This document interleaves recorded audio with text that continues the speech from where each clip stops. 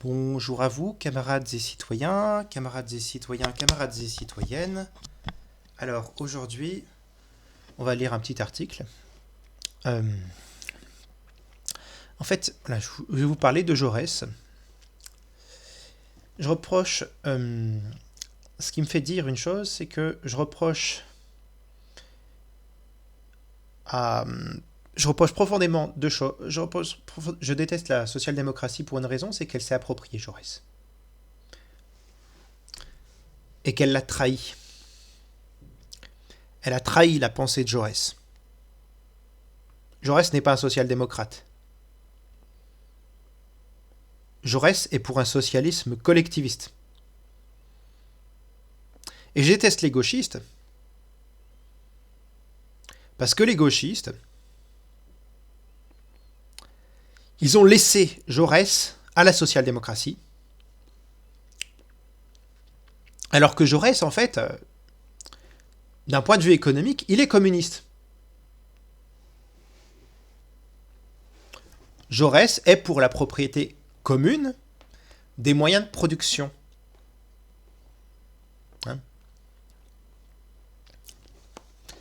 Jaurès est collectiviste, il n'est pas social-démocrate, c'est pas un putain de sosdem.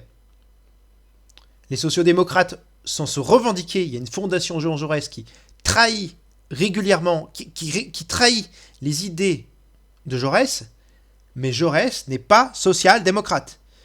Et démocrate et socialiste, mais socialiste dans un sens qu'on dirait aujourd'hui communiste. Donc, il y en a qui vont peut-être pas me croire, parce que malheureusement, il y a beaucoup de gens qui ignorent qui était réellement Jaurès. Il y a des gens qui croient que c'est un gentil petit sosdem. Enfin, gentil petit sosdem. J'aime pas trop la gauche caviar. Mais bon, voilà. Jaurès n'est pas un socialiste mollasson. C'est un vrai socialiste au sens collectiviste, au sens communiste du terme. Il est rouge, Jaurès. Comme moi. Alors, je vais vous lire cet article, du coup, qui est un article qui date justement de 1904, date de fondation de l'Humanité. Et justement, c'est lié à la fondation du journal L'Humanité. Ah oui, je rappelle que le journal du Parti communiste, qui aujourd'hui n'est plus vraiment communiste, mais bon, ça c'est autre chose. Eh bien, le journal du Parti communiste, c'est L'Humanité, c'est le journal de Jean Jaurès. C'est pas pour rien.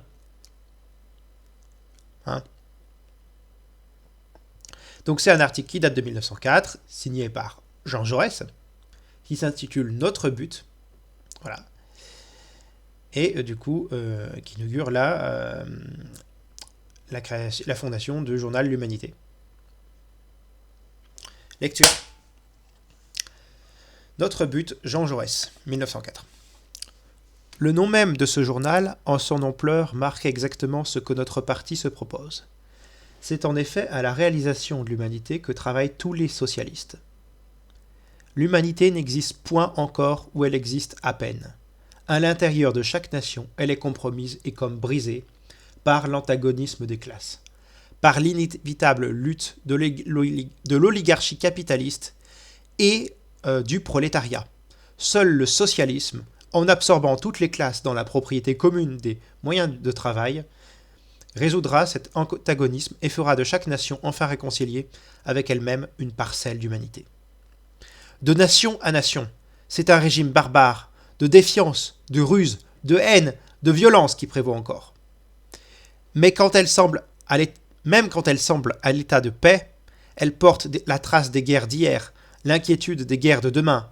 Et comment donner le beau nom d'humanité à ce chaos de nations hostiles et blessées, à cet amas de lambeaux sanglants?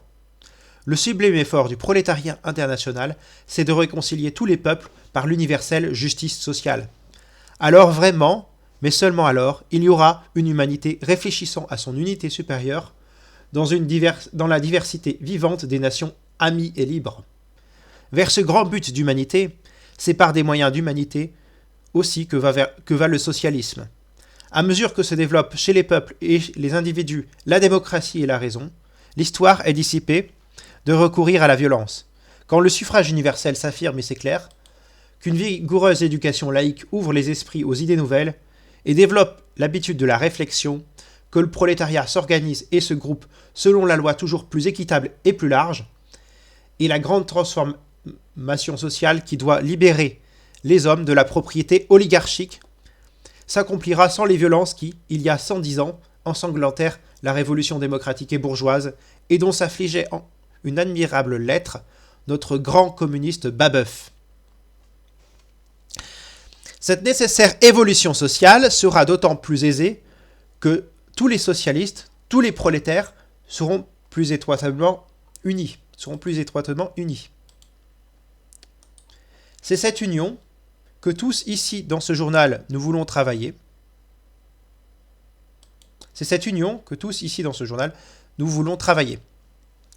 Je sais bien quelle est aujourd'hui dans tous les pays l'âpreté des controverses et des polémiques contre les socialistes.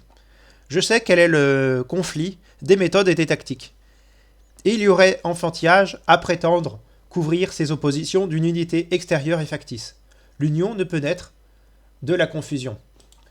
Nous défendons toujours ici, en toute netteté et loyauté, les méthodes d'action qui nous semblent les plus efficaces et les plus sûres.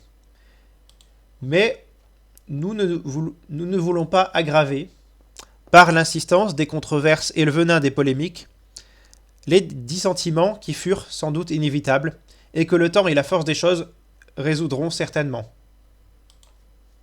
Socialistes révolutionnaires et socialistes réformistes sont avant tout, pour nous, des socialistes.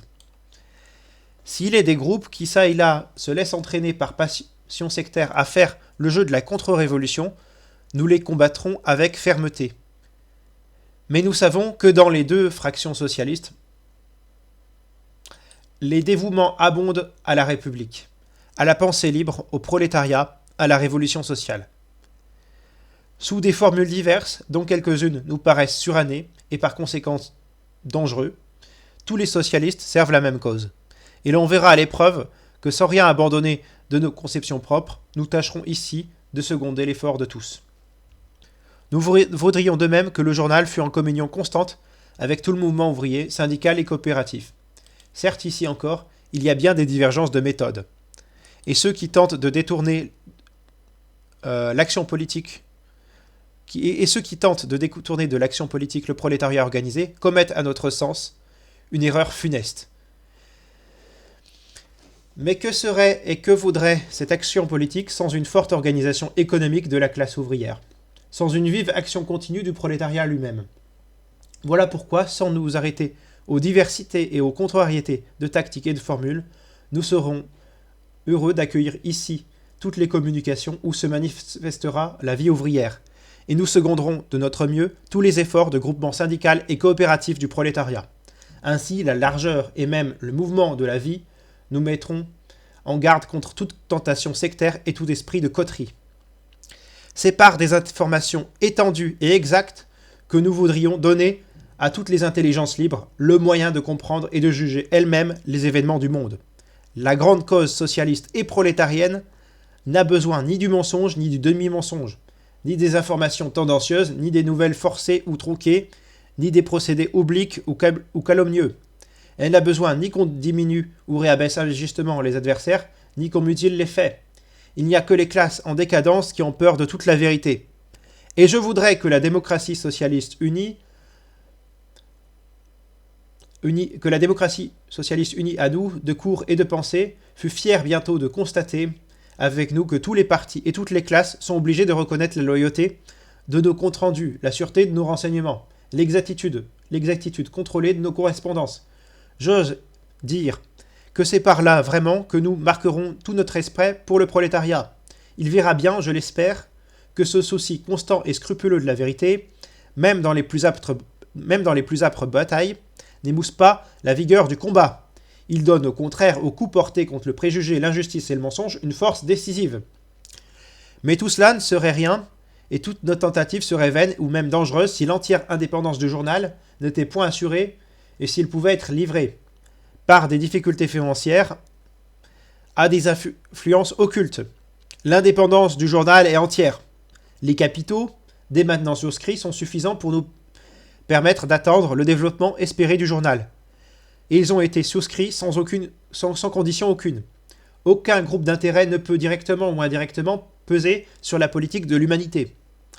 De plus, nous avons inscrit dans les statuts que l'apport de travail par les collaborateurs du journal serait représenté par des actions appelées actions d'apport, qui permettent à la rédaction et à la direction politique de faire équilibre dans la gestion de l'entreprise aux actions en numéraire.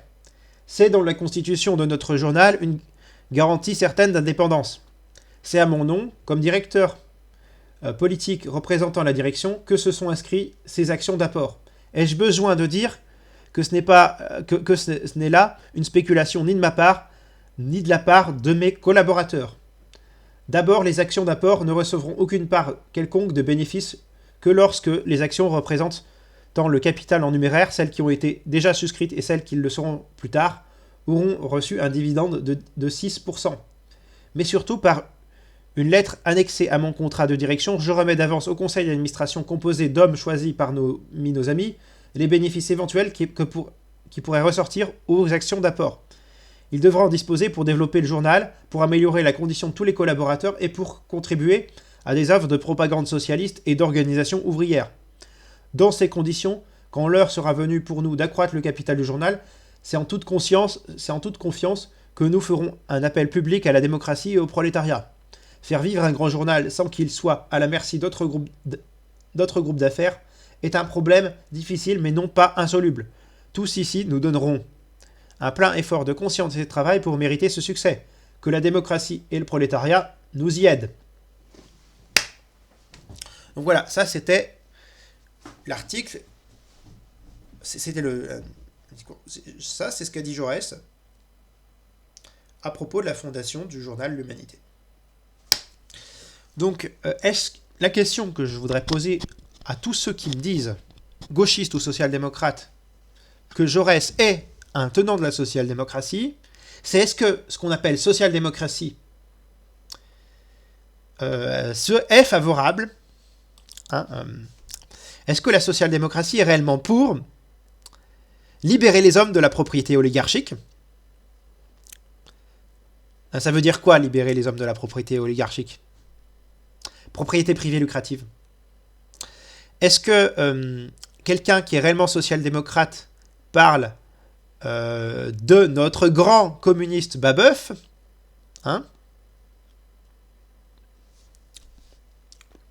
Est-ce que quelqu'un qui est social-démocrate veut faire disparaître les antagonistes de classe, au nom de l'humanité, à l'intérieur de chaque nation, en parlant de l'humanité, l'humanité n'existe point où elle existe à peine. À l'intérieur de chaque nation, elle est compromise et comme brisée par l'antagonisme des classes, par l'inévitable lutte de l'oligarchie capitaliste et du prolétariat, lutte des classes. Jaurès parle de lutte des classes, il n'est pas social-démocrate. Il dit seul le socialisme, on va voir quel socialisme il s'agit, en absorbant toutes les classes dans la propriété commune de travail. Donc il n'y a plus de classe sociale, on absorbe toutes les classes, il précise bien, dans la propriété commune des moyens de travail, moyens de production. Résoudra cet antagonisme et fera de chaque nation, enfin réconciliée avec elle-même, une parcelle d'humanité. Il n'y a plus d'antagonisme de classe parce qu'on a mis en commun les moyens de production. C'est la définition de communiste. Jaurès est communiste.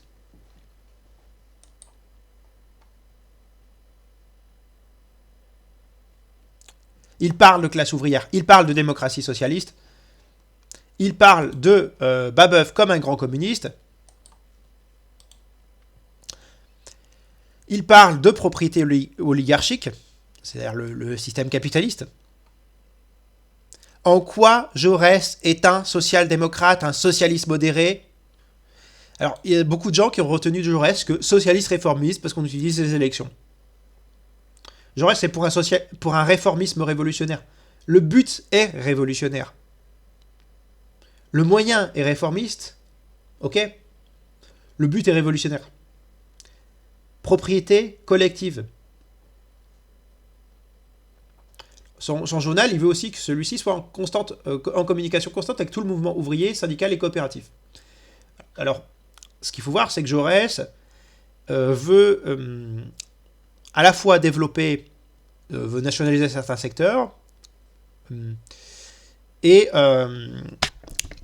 transformer d'autres secteurs en coopératives de travailleurs.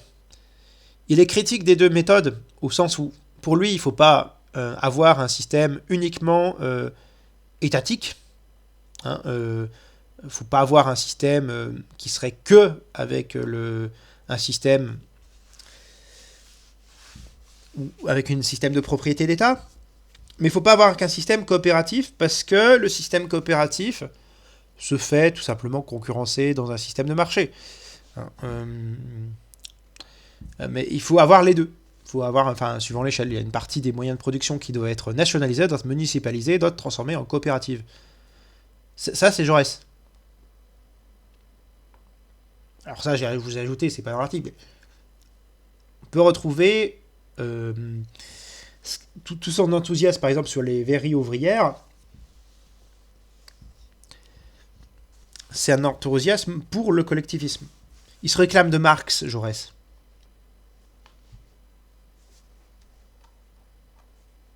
Voilà. Non mais c'est vraiment à dire, il faut vraiment dire les choses. C'est une honte qu'aujourd'hui les sociodémocrates qui ont trahi Jaurès jusqu'à la moelle osent s'en réclamer. Le Parti socialiste n'a rien à voir avec Jaurès. Enfin, ils n'ont même pas à voir avec. Le Parti socialiste vaut même moins que Blum, qui lui-même était bien à droite de Jaurès. Blum a lui-même trahi Jaurès, et le Parti socialiste a lui-même trahi à la fois Blum et Jaurès. Voilà. Les héritiers de Jaurès, c'est le Parti communiste. Bon, on va dire jusqu'en 1976, date de l'abandon de la dictature du prolétariat et de la dégénérescence progressive du PCF. C'est pas fait d'un coup. Mais voilà. Jaurès est communiste. Je dis ça. Pourquoi est-ce que je dis ça ? Parce qu'en fait, on a beaucoup de courants à l'extrême gauche qui, en fait, se réclament communistes. Et on a des courants anarchistes, trotskistes, marxistes-léninistes. Donc, les moins crédibles, évidemment, c'est les anards, parce que, en fait, sans État, vous ne pouvez pas collectiviser les moyens de production. Sans État, vous ne pouvez même pas garantir l'égalité en droit. Vous avez un système primitif ou réactionnaire, sans État. Donc, les anarcho-communistes sont juste des guignols qui n'ont rien de communiste et qui ont tout de libéral ou de réactionnaire. Leur système, ça peut qu'amener aux pires absurdités. Moi, si vous voulez, je suis jaurésien et léniniste. Je prends de Jaurès les valeurs jaurésiennes, les valeurs le côté convergence entre socialisme et république, socialisme au sens collectiviste, et le modèle léniniste, organisationnel léniniste, quant au parti, plus le côté anti-impérialiste, enfin, voilà, etc. Une bonne partie de l'analyse léniniste. Mais ce que je vois, c'est qu'on a aujourd'hui une décomposition de la gauche radicale et l'extrême gauche, avec un centre-gauche qui est évidemment une droite économiquement, qui sont des libéraux, une gauche radicale qui n'est pas plus radicale que le centre. Au final, la France Insoumise ou le PCF, c'est des sauces mous. Faut pas y voir des mecs d'extrême gauche avec la faucille et le marteau, avec le couteau entre les dents. C'est complètement idiot. C'est gauche caviar. Et on a une extrême gauche qui est complètement dans les choux,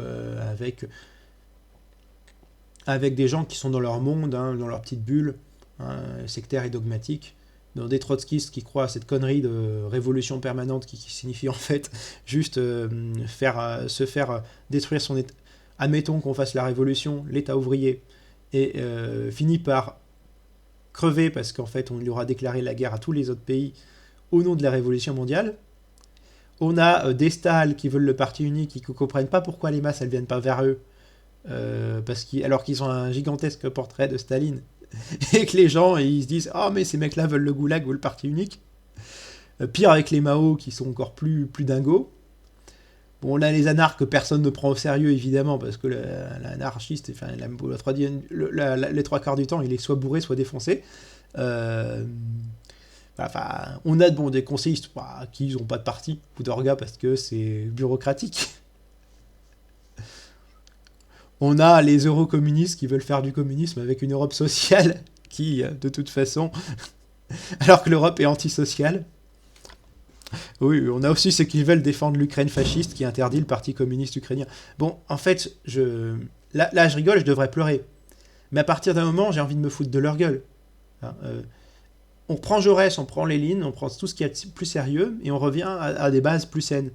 Hein, moi si vous voulez, si je mets en avant Jaurès, et que je veux pas qu'on le jette parmi les ordures de la social-démocratie, c'est parce que Jaurès a un modèle qui est fonctionnel. Je serais critique sur le parti de masse. Hein, pour moi, il faut un parti d'avant-garde, tout ça. Bref. Mais, et critique de ceux qui s'en revendiquent bêtement, faussement, et qui ne voient pas, qui n'ont jamais vu les textes de Jaurès contre le capitalisme, les textes en faveur d'un socialisme douanier, voilà, les textes sur la République, sur la patrie, hein, où on a un Jaurès qui défend une conception de gauche de la patrie, une gauche patriotique.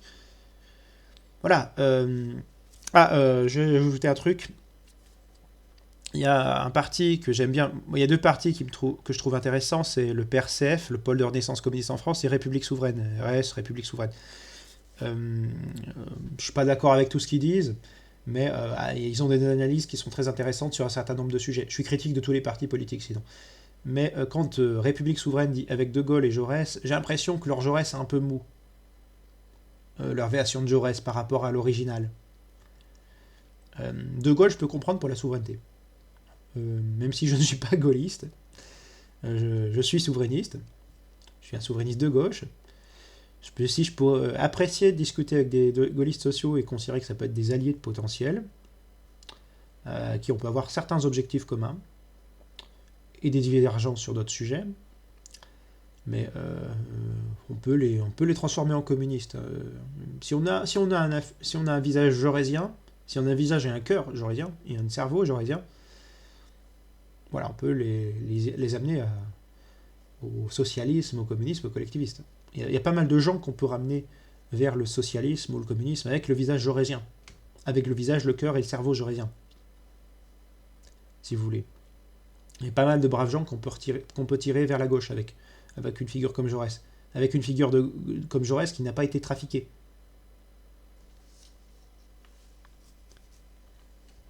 Hein, pas la gauche caviar et pas, évidemment, pas les gauchistes déconstruits qui, de toute façon, n'amènent pas des trucs. Bref.